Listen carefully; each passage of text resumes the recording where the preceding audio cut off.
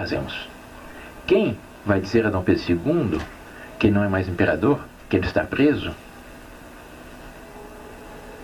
Eu não me recordo bem se foi o Benjamin Constant ou Quintino Bocaiúva, que voltou-se para Deodoro e lhe disse: vai você que o conhece bem. Com efeito, Deodoro era muito amigo de Dom Pedro II. Deodoro era órfão e foi Dom Pedro II que pagou todos os seus estudos, que patrocinou a sua formação e todo o início da sua carreira militar. E Deodoro tinha uma dívida de gratidão com relação a Dom Pedro II. Deodoro, quando lhe foi dito isso, respondeu: eu não. Porque se eu for, o velho chora, e eu choro também, e aí está tudo perdido. Incumbiram o Major Solon de ir comunicar a Dom Pedro II que ele estava preso, que ele estava destituído e preso, e que ele deveria seguir para o exílio. De fato, logo depois da proclamação da República, tinha havido uma outra discussão entre eles. O que fazemos com Dom Pedro II? Houve quem propusesse que ele fosse executado. Deodoro também disse: não, isso não. Porque de fato Deodoro tinha essa dívida de gratidão com Dom Pedro II. E decidiram que ele seria banido e que seria embarcado na calada da noite, porque, com fundadas razões, os conspiradores temiam que, se a população do Rio de Janeiro visse aquele imperador tão querido, a imperatriz, a princesa Isabel, a Redentora, os netinhos do imperador cruzarem as ruas do Rio de Janeiro presos para serem embarcados para o exílio, eles, com fundadas razões, temiam uma rebelião popular. Embarcaram a Dom Pedro II na calada da noite. E uma vez a bordo, Dom Pedro II recebeu um emissário de Deodoro, que vinha apressadamente com uma mensagem daquele que o havia deposto. Deodoro sabia perfeitamente que Dom Pedro II não havia tido outra preocupação em seu longo reinado. Ele foi 58 anos imperador de direito do Brasil, 48 anos de direito e de fato. Durante esses 48 anos que ele esteve efetivamente na chefia da nação, ele não havia tido outra preocupação a não ser o bem-estar de todos os brasileiros. Ele não havia economizado um vintém sequer. Ele ia para o exílio literalmente com a roupa do corpo. E Deodoro sabia disso. E Deodoro, que havia sido tão beneficiado de Dom Pedro II, teve pena de Dom Pedro II e enviou um emissário para lhe oferecer a quantia de 5.000 contos de réis para que ele pudesse sustentar-se no exílio. Era uma bela fortuna. Equivaliam a 4,5 toneladas de ouro. Dom Pedro II, ao receber o emissário Deodoro e ao receber esse oferecimento, perguntou ao emissário Deodoro: mas de onde vem esse dinheiro? Lhe foi respondido: do Tesouro Nacional, por ordem de quem? Do Marechal de Campo Deodoro da Fonseca. Isso foi votado pelo parlamento, não apenas uma ordem do Marechal Deodoro da Fonseca. Então eu não posso aceitar, porque nem Deodoro, nem nenhum brasileiro tem o direito em tocar em um vintém do Tesouro Nacional sem a aprovação do parlamento. Que exemplo de dignidade, de abnegação nos deu esse grande brasileiro no momento de partir para o exílio. Ele seguiu pobre. Alguns dias depois de desembarcar em Lisboa, faleceu sua esposa, a imperatriz Dona Teresa Cristina. Ele não tinha sequer dinheiro para pagar as exéquias de sua esposa, os funerais de sua esposa. Mais uma vez foi um português rico que teve pena dele e que pagou aos funerais de sua esposa, da nossa imperatriz. E ele mesmo veio a falecer, varado de saudade, cercado de prestígio, num hotel de segunda categoria em Paris, 2 anos depois. Era tal o seu prestígio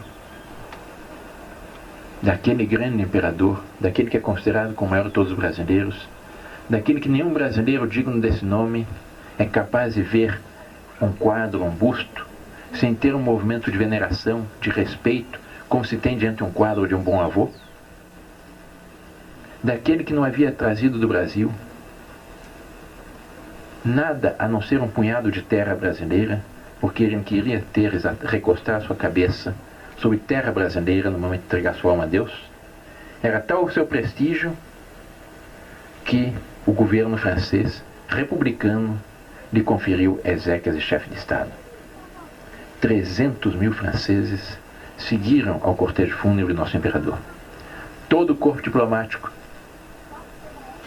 acreditado em Paris compareceu. Todas as cortes europeias enviaram representantes. Só faltou um embaixador.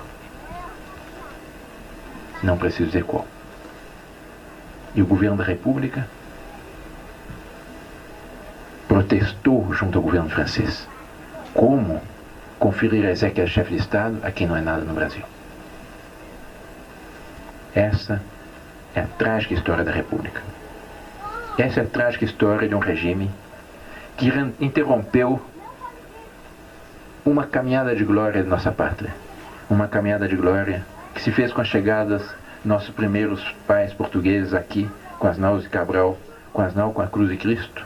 Nesse país abençoado, que já nasceu à luz do Cruzeiro do Sul, que teve como primeiro ato de sua vida uma Santa Missa, como primeiro nome de Terra de Santa Cruz. Nesse grande país que foi desbravado pelos bandeirantes, obra magnificamente continuada pelos tropeiros, que são os continuadores da obra de desbravamento dos bandeirantes, interrompeu-se uma caminhada de glória. Interrompeu-se um ciclo histórico magnífico que se consolidou exatamente com a passagem de Dom Pedro I aqui pelo Vale do Paraíba, em direção a São Paulo, com a independência que se difere da independência dos nossos países, nossos vizinhos hispano-americanos, porque a nossa independência não resultou de guerras fratricidas, mas sim foi a emancipação de um filho que se tornara maior a conselho do pai. Eu estive há pouco em Santiago do Chile, a convite do almirantado chileno, para proferir uma palestra na Universidade Marítima de Viña del Mar, que seria o equivalente ao ITA aqui para a Força Aérea Brasileira, com relação à Marinha de Guerra chilena. E lá eu ouvi os almirantes chilenos me dizerem: a tragédia de nossa história, diziam eles, chilenos, é que não havia em Madrid um rei com a sabedoria de um Dom João VI, que tivesse preparado a nossa independência, que tivesse garantido a nossa continuidade histórica.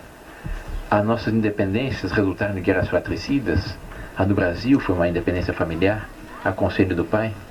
E como consequência disso, nós rolamos no decorrer da nossa história de tragédias em tragédias e ilusões em ilusões, de panaceias em panaceias, e até hoje não encontramos a nossa identidade. E é por isso que todos eles invejam a perspectiva que o Brasil tem de restaurar a monarquia. Todos eles, teoricamente, são monarquistas. Dizem que a monarquia inegavelmente é superior à república. Dom João VI, quando aqui chegou, lançou os fundamentos de nossa independência. Ele se deu conta que o Brasil já estava maduro para a sua maioridade. Abriu os portos, criou o Brasil, Reino Unido, Portugal, Brasil, Orgaves, fundou o Banco do Brasil, a Caixa Econômica, fundou aquilo de onde deveriam nascer as associações comerciais, as escolas de medicina, a Academia Militar, a Escola Naval. Nunca um rei que quisesse se manter submetido a uma parte do seu território, que o Brasil não era colônia juridicamente, era uma continuação, era o Estado do Brasil, nunca ele teria criado uma escola naval e uma academia militar se não estivesse preparando a nação para sua independência. Fundou o Jardim Botânico, a Biblioteca Pública e tantas outras instituições que nós temos. E no momento de partir para Portugal, contra a sua vontade, porque ele gostava muito mais do Brasil do que Portugal, ele aqui deixou seu filho mais velho, o herdeiro da coroa, Pedro, como príncipe regente. E lhe deu um último conselho: meu filho, considere que o futuro não está na velha e cansada Europa, mas está nesse país promissor. Mais cedo ou mais tarde, o Brasil será independente. Ponhas tu esta coroa em tua cabeça antes que outro aventureiro o faça. E é graças exatamente a esse conselho paterno seguido pelo filho que hoje nós temos no país dimensões continentais, com unidade política, territorial, política, social e psicológica admirada e invejada por todos nossos vizinhos. Em decorrência disso, depois nós tivemos uma evolução política com algumas dificuldades no primeiro reinado, com um certo caos durante a regência. Os historiadores dizem que foi uma experiência republicana em plena monarquia, para inaugurar-se no início do segundo reinado quando um menino de 14 anos e alguns meses assume o trono. Dom Pedro II, em 1841, inaugurou um período áureo de nossa história. Estabeleceu-se um parlamentarismo exemplar, no qual os partidos se alternavam no poder, no período em que não houve uma só interrupção na boa ordem constitucional. Graças à espada e à sabedoria de Caxias, a nação pacificou-se e desenvolveu-se. Não houve uma só interrupção na boa ordem institucional no Brasil. Foi o mais longo período de estabilidade política da nossa pátria. Graças a essa estabilidade política, graças a um regime no qual o povo se sentia representado autenticamente, no qual havia uma consonância em torno da pessoa de chefe de Estado, o progresso foi um progresso constante e genuíno. Nós tínhamos, naquele tempo, a segunda armada de guerra do mundo. Nós enviávamos missões militares até a Prússia, que era a nação guerreira por excelência. Nós fomos o primeiro país do mundo a construirmos um encoraçado com proa de aço. Fomos o segundo país do mundo a termos o telefone.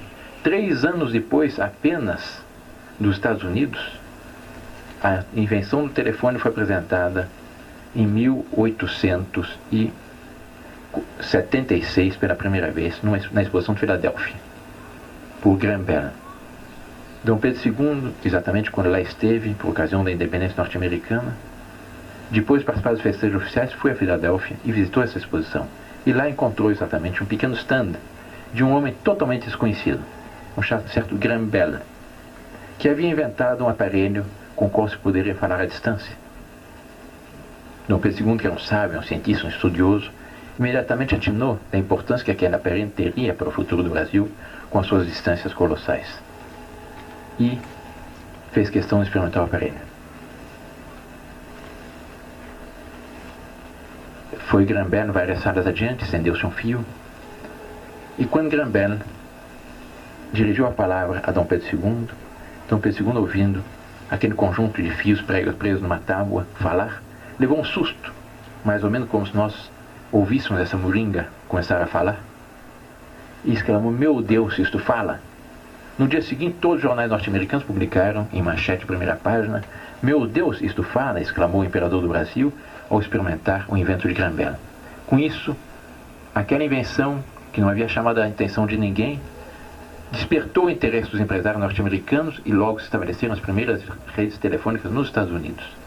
3 anos depois, apenas, 1879, já no Brasil tínhamos as nossas primeiras redes telefônicas.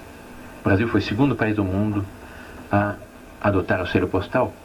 Nós tínhamos as maiores redes ferroviárias do mundo, das maiores redes telegráficas do mundo.